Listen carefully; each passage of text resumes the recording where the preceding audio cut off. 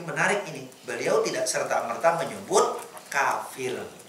Nah, beliau tidak serta, karena nanti kafirnya nanti. Karena kan tidak membantah, ini kan tidak membantah. Jangan lupa subscribe, like, and comment. Matur suwun. Ini tidak membantah. Karena kan cerita judul tadi kan tentang riddah, tentang kemurtadan, kan tentang murtad nih kan, amal yang bisa mengantarkan orang menjadi kafir dan menjadi murtad, kan ini kan tentang buku ini. Beliau hati-hati, beliau tidak mulai dari kata kafir dulu, hanya mengatakan tidak mukmin pada zahir. Nah, mukmin pada batin tapi tidak mukmin pada zahir. Karena ada pada hati maka tiadalah diperlakukan atasnya segala hukum Islam. Jadi tidak diperlakukan hukum Islam tadi yang telah tersebut itu, tetapi ia adalah di dalam akhirat daripada isi surga jua. Nah, dan lepaslah ia daripada kekekalan di dalam neraka karena ada baginya iman. Nah, jadi ujar beliau, orang yang seperti ini kan tidak membantah tadi, iman di dalam hati, mukmin pada batin, tapi dia tidak mukmin pada zahir. Tuh perhatikan baik-baik kata-katanya, tidak mukmin, non mukmin. Kalau sekarang non mukmin gitu ya.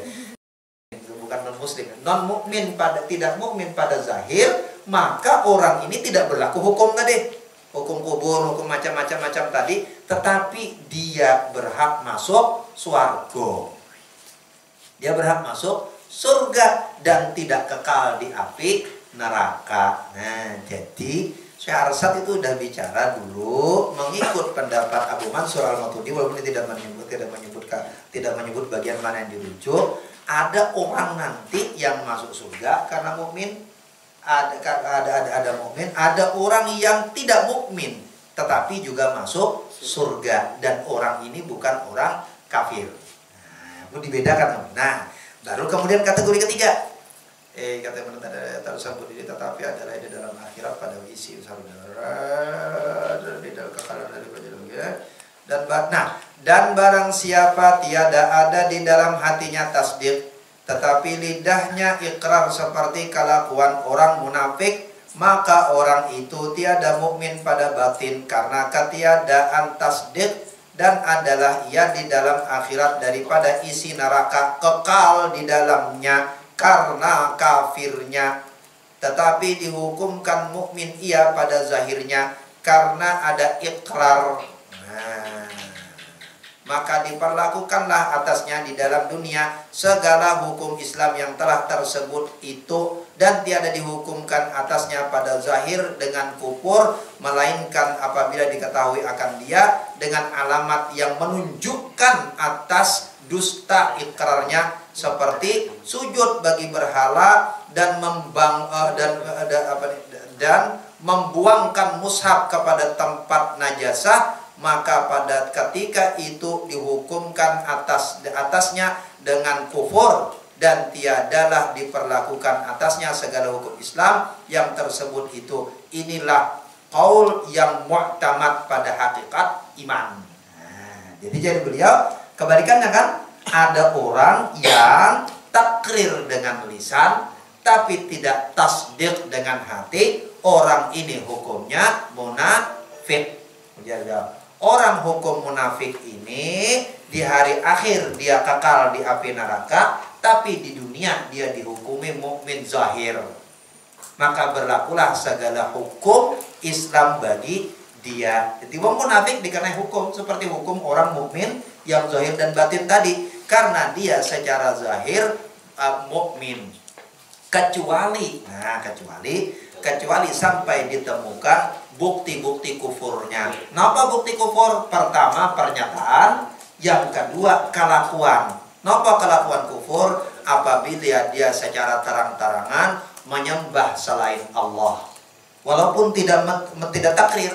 Jadi walaupun tidak menyatakan ikrar keluar dari Islam, kalau takrirnya syahadatain, kelakuannya nyata-nyata menyembah selain Allah, maka dia sudah dihukumi kufur karena perilakunya. Atau, nah ini yang menarik, saya dulu karena meriset bagian ini, karena bagian disertasi saya itu kan diantaranya membangun image orang Banjar tentang Quran di kitab-kitab. Ujar beliau, termasuk kufur hukumnya orang yang melempar mushaf Quran ke tempat najis.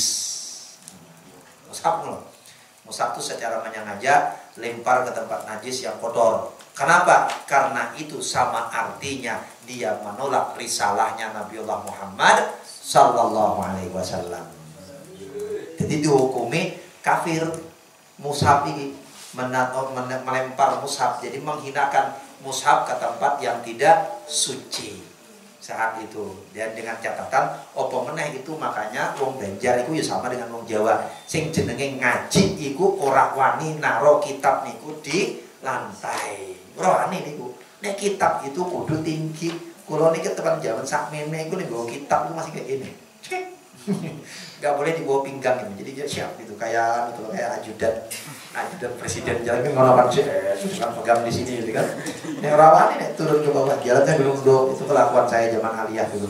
Saya kalau aliyah dulu khusyuk banget. Pegang kitab di sini, jalan nunduk, pandangan hanya sekitar 2 meter ke depan. Yang 3 meter ke depan nggak tahu. Tiba-tiba ternyata padahal itu jalan dari asrama ke mana? Asrama ke musola itu tempat orang ngangon sapi. Karena 3 meter ke depan tidak terlihat, padahal 3 meter ke depan ada tai sapi. Itu resiko itu. Resiko sok nunduk, tawaduk.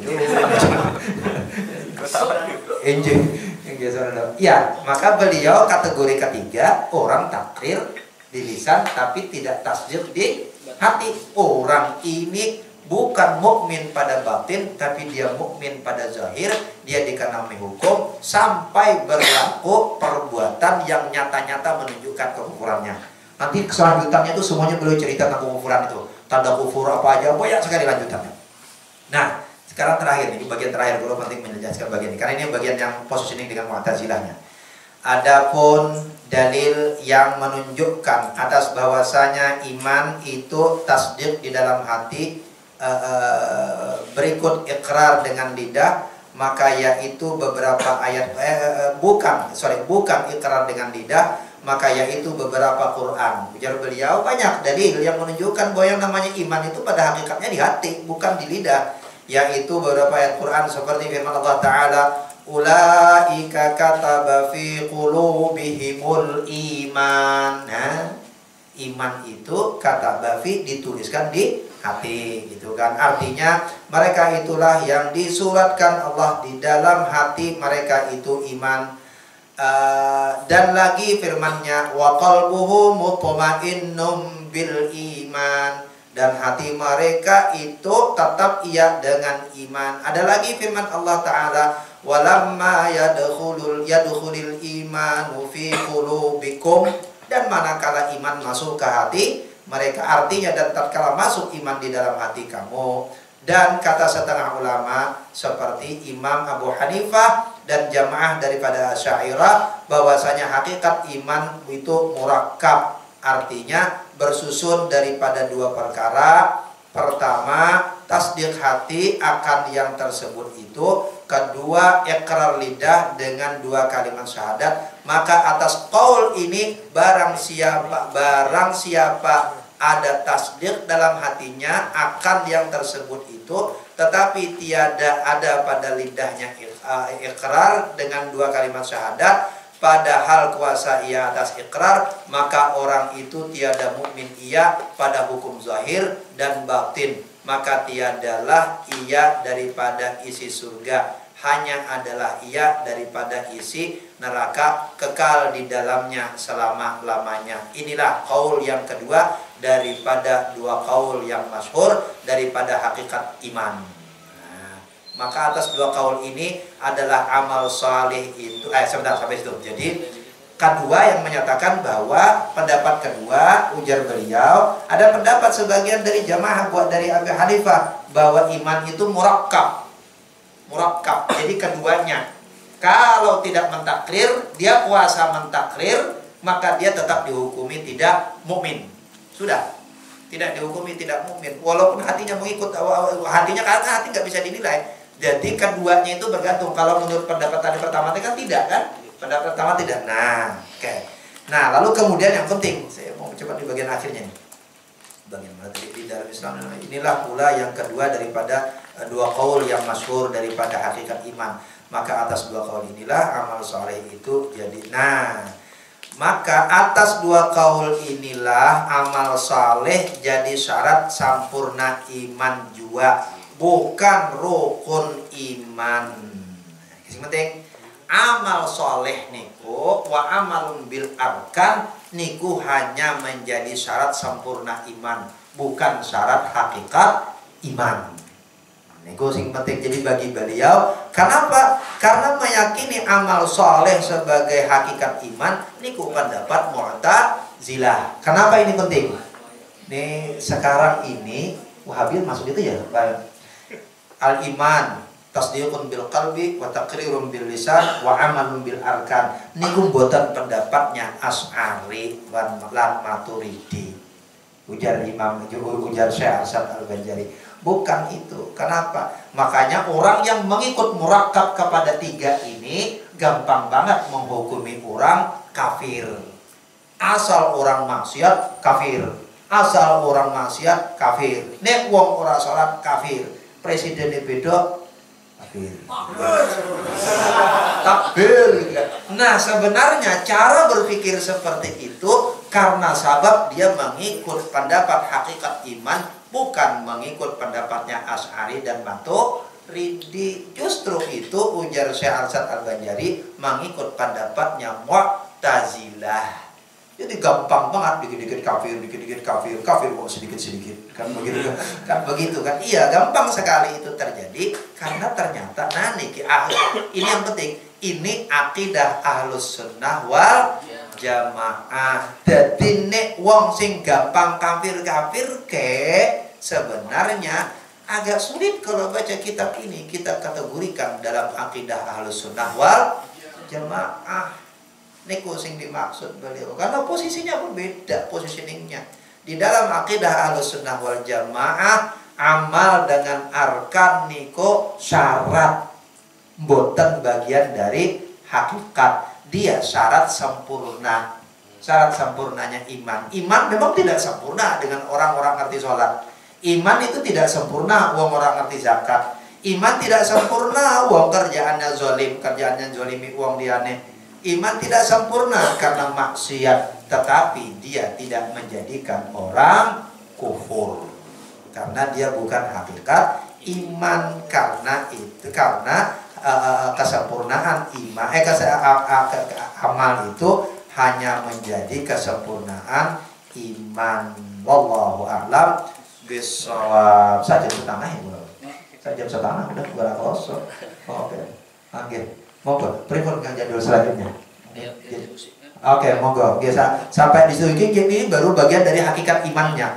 Bagian selanjutnya beliau akan merinci kelakuan apa saja yang mengakibatkan jadi kufur. Itu banyak sekali. Kelakuan misalnya bilang ilmu tak penting, ilmu agama tak penting, macam-macam itu. Lalu kemudian mushaf dilempar, macam-macam semua. Beliau selanjutnya akan bicara tentang apa saja yang mengakibatkan orang menjadi murtad, menjadi kufur. Baru kemudian bagian terakhir beliau berbicaralah tentang 72 golongan itu. Satu persatu beliau jelaskan golongan ini apa, golongan. Misalnya pendek sebenarnya. Oke. Tapi kita bicara sebagai pengantar dulu untuk perkenalkan posisi. Jadi prinsipnya begini. Jadi kalau sekarang di golongan Nahdiyin, Hadratus Syekh Hasyim Asy'ari dan lain-lain menghukumkan bahwa kita mengikut dalam akidah kepada akidah Asy'ari dan Maturidi jauh sebelum NU datang. Posisi itu sudah diperpegangi oleh para ulama di Nusantara. Satu, pada saat yang sama kita juga bisa mengklaim, meyakinkan bahwa akidah Ahlus Sunnah wal Jamaah yang digariskan di dalam Khittah Nahdiyah sing 242 itu kan 242 kan? Bukan pasukan 212 kan? 2 akidah, 4 fikih, 2 tasawuf kan 242 kan? Kita bikin deh besok gerakan pembela 242. Wah, kesaingannya 212 gitu kan. Saya lebih banyak kita kan 242 kan? 242 lebih banyak sebenarnya. Iya, kita gerakan 242 gitu kan. Nah, 242 yang digariskan Hadratus Syekh dan para masyayikh, para muassis Nahdlatul Ulama, dia sebenarnya adalah ilmu dan dawuh yang sudah ada di dalam kitab-kitab sekian abad sebelumnya yang diperpegangi oleh para ulama di Nusantara. Niku sing menjelaskan bagaimana sanad keilmuan kita itu sebenarnya bersambung terus ke belakang. Jadi niki nih bukan bikinan, jadi NU niku organisasinya iyo tahun 26, tetapi keilmuannya sebenarnya melanjutkan ilmu-ilmu yang diperpegangi oleh para alim, para masyayikh, para alamah sampai mundur ke Wali Songo. Nah, walaupun tidak ada cerita Syekh Arsad belajar dari itu, tapi kan tadi cerita Demak itu loh, cerita Demak itu. Jadi nggak mutus juga. Makanya di Banjar itu beberapa kosakata ya Jawa, beberapa lawang. Tapi goblok nggak ada di Banjar. Kami di Banjar punya kosakata yang lebih berat daripada goblok. Wah, usah kita ajari ke sana sunatan saya. Udah ngomong, lalu kita ngomong jadi sunah saya. Siswa golek dewe baik. Opo kosakata orang Banjar yang lebih abot daripada goblok. Wah, ini goblok tuh orang siapa nih? Kosakata itu keluar bagi orang Banjar itu goblok murakab gitu kan. Bahkan pakai jidan. Orang aku saya golek dhewe wae ya. Di googling ora ketemu kali ya. Goblok bahasa Banjar ketemu enggak di googling? Ya, atau coba pakai Google Translate gitu kan. Goblok translate-nya apa? Itu jadi baru bagian awal saja, bagian dari hakikat iman ini kita melihat bagaimana ketersambungan keilmuan, ketersambungan ilmu, ketersambungan pilihan madhab, ketersambungan rujukan para alim, para ulama, bagaimana dia tidak berdiri sendiri. Jadi nek kita ribut sekarang dua Asy'ari Maturidi itu bukan perkara karangan Hadratus Syekh, tetapi beliau melanjutkan posisi keilmuan yang sudah dari waktu ke waktu muncul dalam kitab-kitab, muncul dalam pilihan-pilihan para ulama di Nusantara saat itu. Wallahu a'lam bissawab. Oke, matur nuwun Pak Rafiq. Ya, silakan tepuk tangan.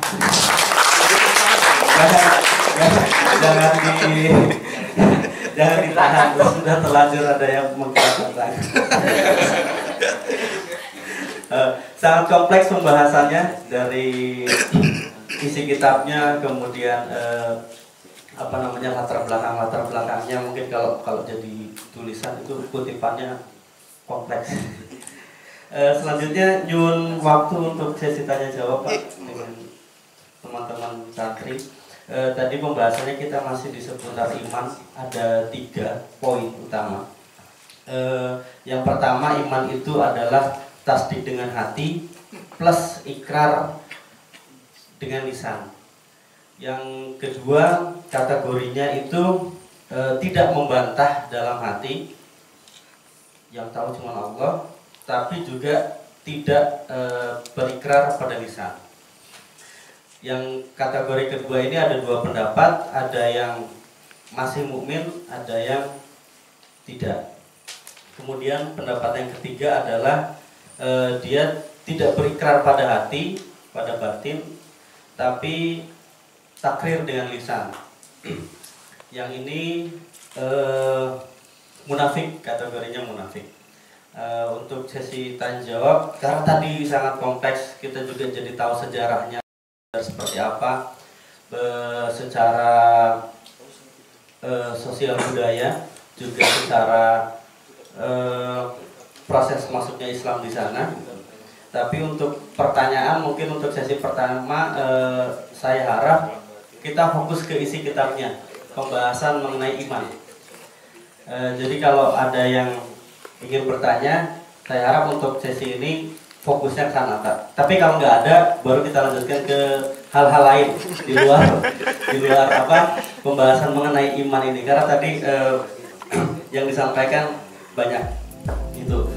Stay tune ya, dan jangan lupa like, comment, share, dan subscribe selalu kanal Pondok kami. Terima kasih.